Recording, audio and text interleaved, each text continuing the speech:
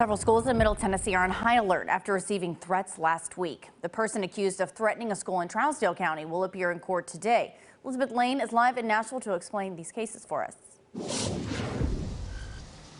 Nikki, good morning. And in this particular case in Trousdale County, authorities did not specify exactly which school was threatened, but we do know that that threat was made on social media. That suspect now set to go to court today.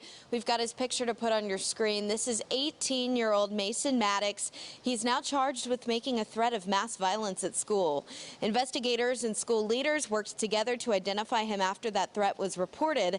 And in the end, authorities concluded that there was no real danger to students. However, out of an abundance of caution, they increased security Friday. We saw similar stories at a couple of other Middle Tennessee schools this week. Bellevue Middle School upped security after a threat was written on the wall of a girl's bathroom before Thanksgiving. The person who wrote it still hasn't been identified. The school believing, though, that there's no real danger at this point. And in Smyrna, some threats online believed to be made against Stewart's Creek Middle School were investigated. Those were determined not to be credible, thankfully. And then finally in Marshall County, the Sheriff's Office there fielded reports of threats against Delkinson and Forest High School. Both students that made those threats threatened to bring a gun to school on social media.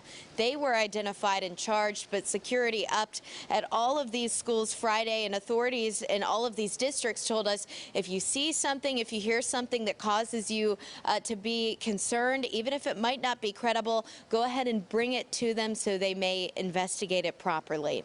Reporting live in downtown Nashville, Elizabeth Lane, News 2.